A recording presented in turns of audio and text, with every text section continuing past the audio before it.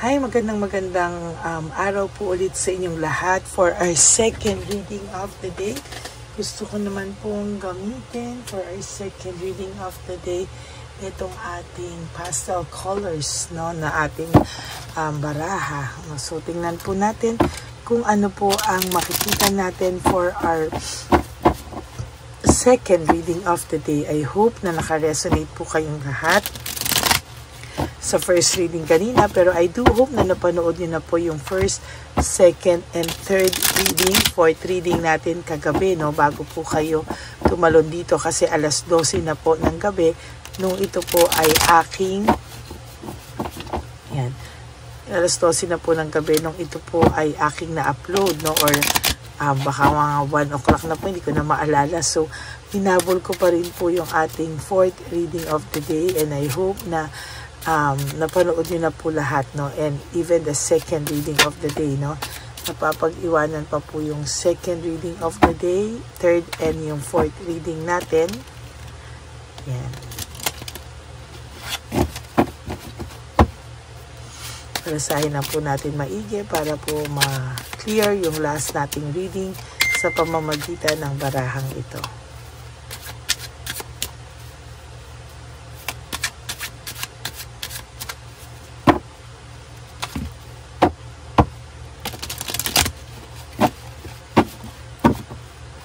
Okay. Pili na po tayo ng 5 cards.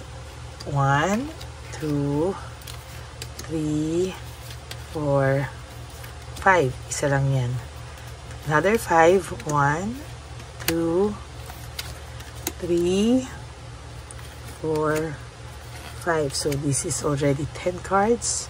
Another 5. 1, 2. Huwag po kayo mag-alala kasi pag nabibiti naman po ako, nagdadagdag ako ng cards. 4 and 5. And another 5. 1, 2, 3.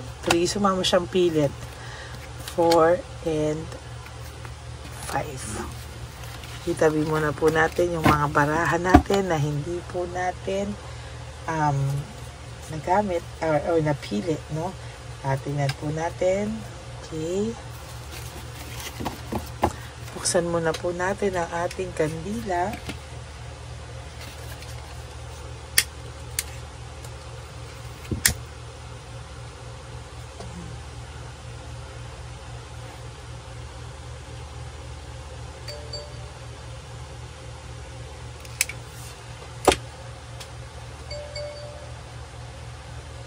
Okay. Wait lang po Patayin ko lang po yung ating phone at talagang ang dami pong nagme-message.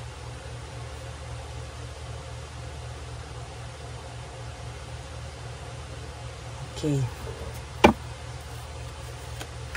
Nako, for your first card, this is all about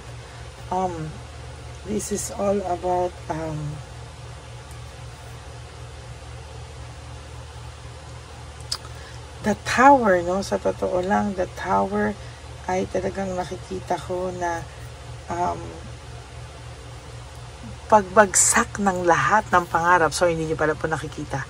Pagbagsak lahat ng pangarap at talagang sa nakikita ko po ay hindi po ito matitigil sa mga susunod na panahon or sa susunod na linggo, sa susunod na buwan. Ito po talaga ay nakikita ko na mahihirapan po siya talaga at hindi po siya matatahimik, no? Hanggang siya po ay walang ginagawa, no? Parang pinapabukas niya. Nag-iisip lang muna po siya kung ano yung kanyang mga gagawin, pero talagang sabi ko po sa inyo, ang taong ito ay panay pagpapabukas, no? Talagang, naku, ewan ko ba sa taong ito? Yan, no? Talagang sabi ko nga po sa inyo, ang taong ito ay hindi po talaga matahimik, no? Sa nakikita ko po sa kanya, talagang siya po ay nahihirapan, ano? At sa mga susunod na panahon,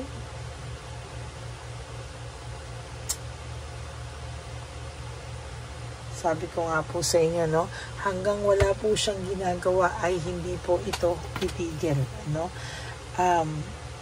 nakikita niya po parang ikaw ay kalmado, mas umayos ang buhay mo, at ang pakiramdam po nito ay hindi po siya talaga, parang hindi mo na daw siya naaalala, no? Parang ang iniisip niya ay kinalimutan mo na daw talaga siya, at bakit parang hindi niya nararamdaman po yung dati mong paghahabol sa kanya. Hindi na po niya nararamdaman na siya ay hinahabol-habol mo pa, no? Talagang sa nakikita ko po sa kanya, nagsisimula na po talaga siyang makaramdam ng very, very dissatisfied siya sa takbo ng buhay niya ngayon. Nagtataka siya, hindi mo na daw siya hinahabol, matigas ka na daw, no? Yun po talagang takang-taka itong taong to, anong nangyari sa'yo? Bakit bigla ka daw pong tumigas at hindi mo na daw po siya hinahabol, no?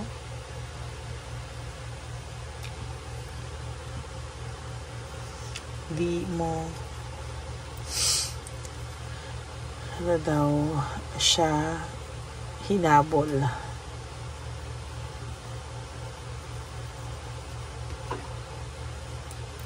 At matigas ka na.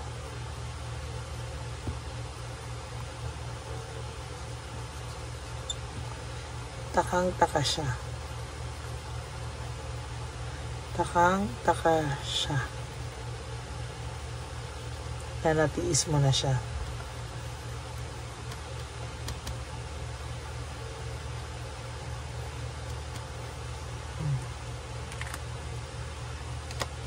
Yan, no? Di mo na daw siya hinabol at matigas ka na daw. Takang-taka siya na natiis mo na siya. Gustong-gusto niya pala po yung pakiramdam na siya ay hinahabol-habol mo. Ngayon siya po ay parang na-burn out and overstress dahil po pakiramdam niya, ay bakit ka biglang nagtumigas, no? Bakit bigla po siyang nag-reflect, no? Na anong nangyari sa'yo? Why all of a sudden kaya mo na siya ngayong tiisin? Why all of a sudden kaya mo na siyang iwaglit sa iyong isipan, ano? At talagang sa nakikita ko po ay talagang nahihirapan siya ngayon at talagang hindi niya po alam kung ano po ang nangyari sa iyo, no? As a matter of fact, itong taong to ay nagtataka, bakit mo raw siya natitiis na? Dati daw po konting ay hindi mo siya kayang matiis, konting pagpapakit niya sa iyo, o kahit hindi siya nagpapakit, gagawa ka daw ng paraang magpapansin. Pero ngayon wala po, hindi mo na po siya wala na po sa iyo, hindi ka po talaga gumagawa ng paraan para magpapansin sa kanya, at talagang takang-taka siya na hindi ka po nagpapapansin sa kanya, no? Ayan, no? So nakikita ko po talaga, ayan, panay siya problema, no? Panay siya talaga problema, at sa nakikita ko talaga ay nahihirapan siya, no? Hindi niya alam kung ano yung kanyang gagawin. Panay siya problema, betrayal, negativity. Talagang nahihirapan siya, at hindi niya po alam sa mga susunod na panahon ay talagang mas marami pa po ang mangyayari sa kanyang hindi maganda. Ayan, no? Parang hindi niya po malaman kung bakit, ano? Ay.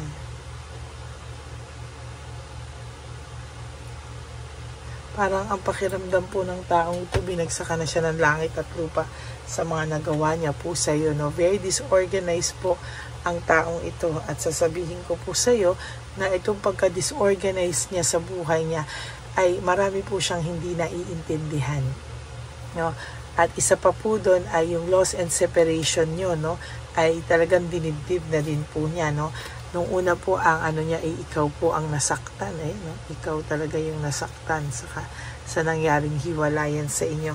Pero nung bandang huli, para ka raw pong nagkaroon ng willpower and desire, no? Na ipagpatuloy ang buhay mo without this person, no?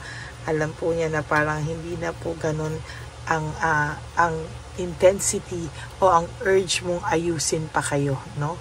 Panay conflict po siya sa mga tao sa paligid niya, at panay conflict po siya kung sino man yung taong pinalit niya sa'yo, ay talagang nagkagulo po sila, no?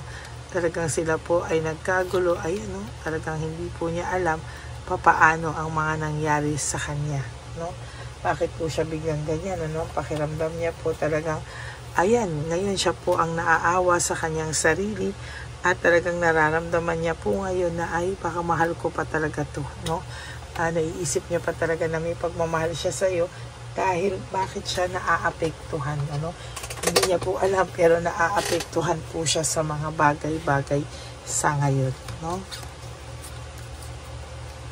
Alam niyo po itong taong to, naiisip niya po yung talaga yung samahan niyo, no? Yung samahan niya po na hindi niya po inintindi, hindi niya po binigyang halaga. Bakit?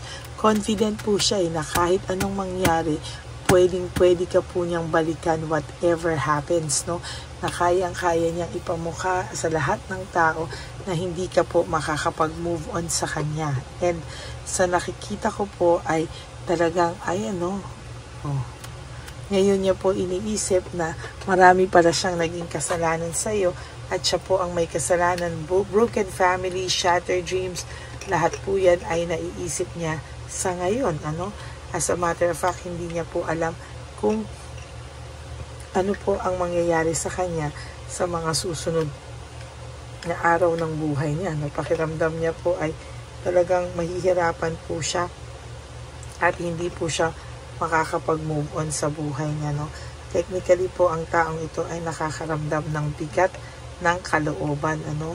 At talagang hindi niya po alam kung ano po ang kanyang gagawin. As a matter of fact, ito po talaga ay matindi po ang kanyang panghihinaya ngayon sa mga nagawa niya sa iyo, no? Ngayon lang po niya naiisip na sana daw hindi ka po niya sinaktan, na sana daw ngayon kayo pa at hindi ka daw po niya biglang pinagpalit na lang sa mga hindi naman pala worth it na tao sa buhay niya, no? Kaya yan po ang nakikita ko, talagang masakla po ang nakikita ko at sa nakikita ko talaga sa kanya ay hindi po siya titigil hanggang itong taong ito ay nakakaramdam ng matinding dagok, no? Sa totoo lang po, itong taong to ngayon ay nag-iisip po siya, mixed emotions kasi siya ayan, no? Mixed emotions po siya at sa nakikita ko po sa mga susunod na panahon, mas lalo po siyang mahihirapan kasi ayan, no? Ang daming chaos, problems, negativity, hardships, no? Talagang yan po yung nakikita ko, talagang hardships talaga, at sa nakikita ko po sa kanya, may marami pa po siyang financial struggles at may isip niya nung time na kayo pa ay masaya pa siya at nung time na kayo ay hindi po ganyan ang buhay niya, no? Nung simula po ng iwanan kanya, no? Yan, no? Simula po ng iwanan kanya ay hindi na po siya mapalagay, no? Simula po ng iwanan kanya, panay problema na siya, solo po siyang humaharap sa lahat ng chaos, struggles, problems, failures sa buhay niya at lahat ng depression at lungkot, no? Samantalang nung nasa tabi ka daw po niya, puno ka po ng pag-aasikaso, being generous, thoughtful, at lahat po ng problema niya ay ikaw ang halos nagsusolve na minsan kahit wala ka na, hindi ka po natatakot o aaksyonan at aaksyonan mo po lahat ng problema niya kahit pakiramdam mo po ay ikaw na po yung nawawalan, no? And for your last card, ayan po, yan po siya, no? Anxiety and trauma, no? Yan po ang nangyari sa kanya. Bakit? Dahil po, yan ay galing din po sa actions niya. Yan, no? So, maraming salamat po sa inyong lahat.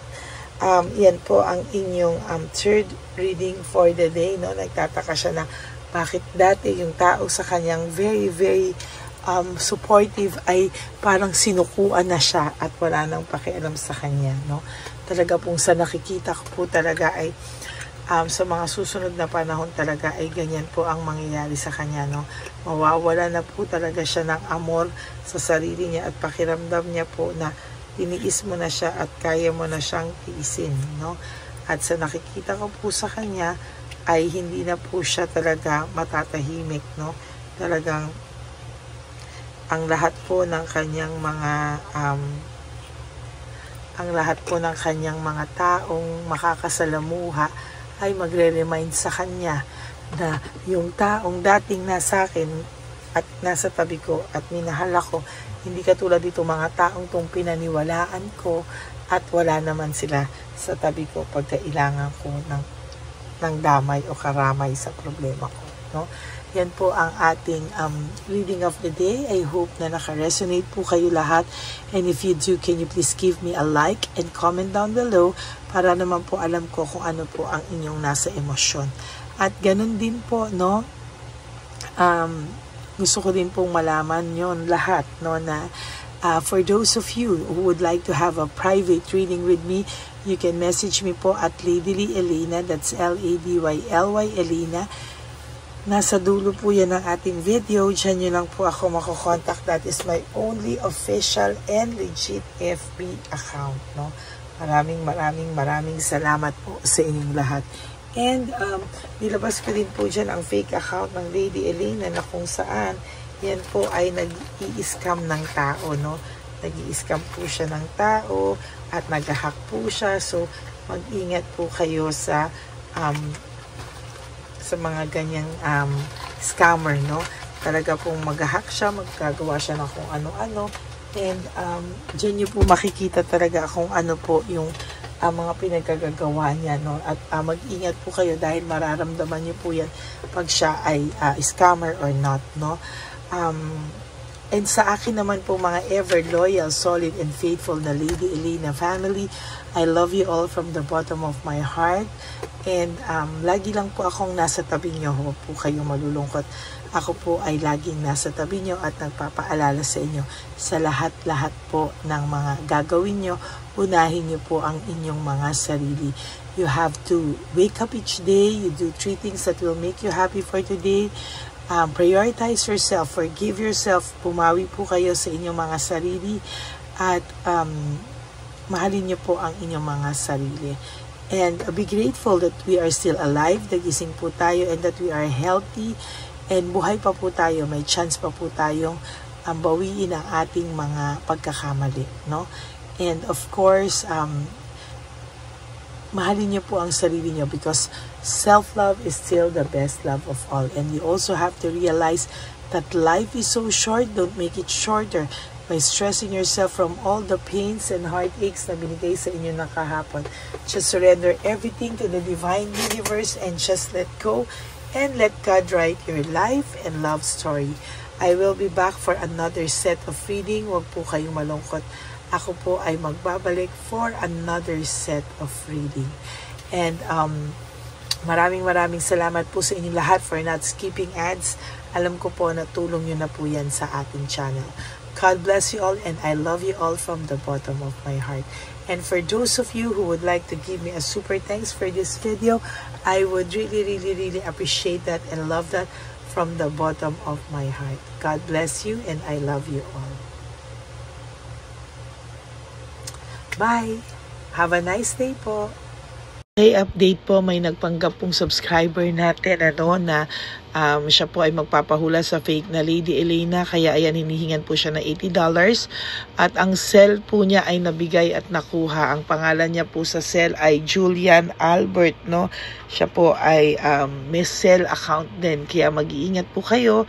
Ayan po, no, kung sino man po yung scammer na Julian Albert na yan, no, iinsensuhan po natin yan para siya po ay makonsensya. Kung wala man po siyang konsensya, at least po bumalik sa kanya lahat po ng kanyang ginagawa at maling-mali po yan, ano. Basahin niyo po lahat yan, makikita niyo po, ayan po ang cell number niya at Julian Albert na yan, ano, para po talagang ma-report din po natin yan na siya ay gumagamit ng cell account na Julian Albert. Mag-ingat po kayo. Ayan po yung number niya. Ayan po yung pangalan niya. Huwag po kayong magpauto. Nakita nyo naman po, no, napakalayo po ng pangalan ko sa pangalan ng pinagsesendan nyo po ng account o ng pera. Kaya mag-ingat po kayo at beware sa scammer na to. At talagang ayan po, pinost ko po ang kanyang pangalan dito para maging babala po sa inyong lahat. Maraming salamat po. At mag-ingat po kayo, pakireport po ang page na yan, ang messenger niya na Lady Elena. Maraming salamat po and God bless you all. Ayan, sa susunod po makikita niyo yung account niya na i-report niyo. Salamat po na marami. Magandang gabi po ulit sa inyong lahat. Ako po ay muling nagpapaalala sa inyo na mayroon pong lumalabas sa FB at Messenger account na fake account po no, nang hihingi po ng $25 through PayPal at hindi po yan totoo. Huwag po kayong maniwala dyan. At pag sinabi mo po na gusto ko pong marinig ang boses nyo, or makita kayo, ang sasabihin po ay magbibigay kami ng link, buksan mo yan, at pagkatapos ay makikita mo ako. Huwag po kayong maniniwala dahil yan po ay hindi totoo. Yan po ay isang malaking scam na pag binuksan nyo po ay mahahack po lahat-lahat sa inyo. Mahahack po ang inyong mga personal details. Lahat ay mahahak. Ako po ay nalulungkot na ito po ay nangyari, ngunit sa talagang may mga tao pong masasama at may mga tao po talagang hindi makatiis na hindi gumawa ng masama sa ibang tao. Pero maging aware po sana kayo, tulungan niyo po ako, i-report po natin yung fake na yan at sa FB para siya po ay mawala na. At wala na po siyang mabiktima pa, no? Nandyan po lahat ng details at maraming salamat po sa inyong lahat. Maraming salamat po sa inyong lahat at mag-iingat po kayo.